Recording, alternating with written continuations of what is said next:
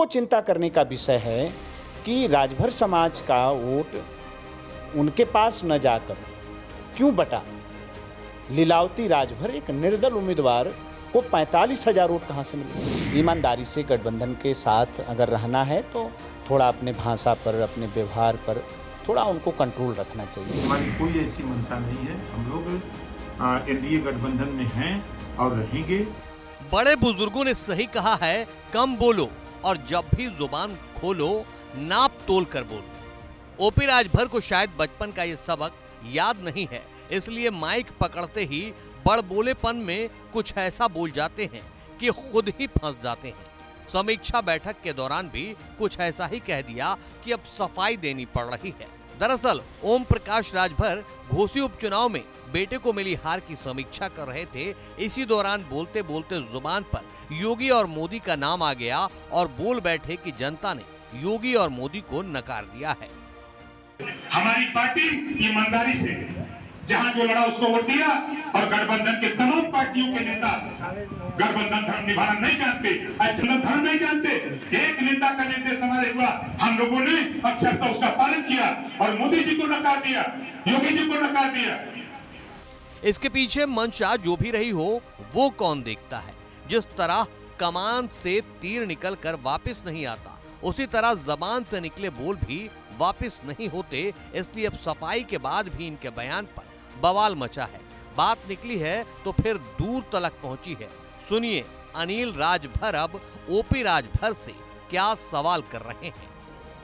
हमारे सर्वोच्च नेता पर कोई बात कहने से पहले सोचना चाहिए। उनका खंडन आया है, अगर उन्होंने ऐसा नहीं कहा है तो उनका स्वागत है।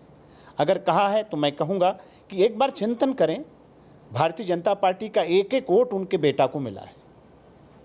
पूरे हमारे संगठन ने प्रयास किया है, पार्टी ने प्रयास किया है, सब लोग मिलजुल कर चुनाव लड़े हैं, लड़ाए हैं।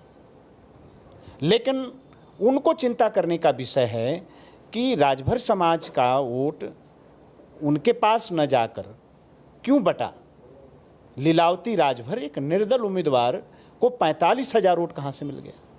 जहूराबाद जहाँ से वो विधायक हैं, वहाँ से हमारे गठबंधन के उम्मीदवार नीरज शेखर जी चुनाव हार गए 15,000 के वोटों के आसपास से।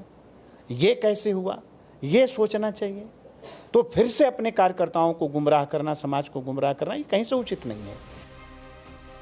अनिल राजभर ओपी राजभर को आईना दिखाते हुए कहते हैं कि हार से चिंतित होने और दूसरों पर हार का ठीकरा फोड़ने से बेहतर है कि ओम प्रकाश राजभर अपनी भाषा और अपने व्यवहार पर कंट्रोल रखें। ऐसी बात न बोले कि जग हंसाई हो।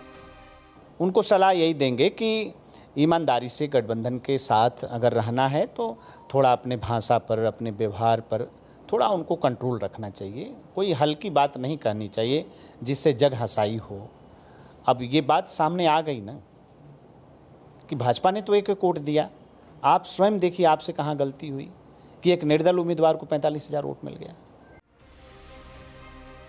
हकीकत तो यही है कि ओम प्रकाश राजभर को बीजेपी ने बहुत कुछ दिया है, कैबिनेट मंत्री का दर्जा, बेटे को लोकसभा चुनाव का टिकट, लेकिन बदले में ओम प्रकाश राजभर न 2022 के विधानसभा चुनाव में कुछ चमत्कार कर सके, न 2024 के लोकसभा चुनाव में जिस पूर्वांचल में दबदबा होने का सब्जबाग दिखाते थे, वहां की भी अधिकांश सीटें बीजेपी हार गई।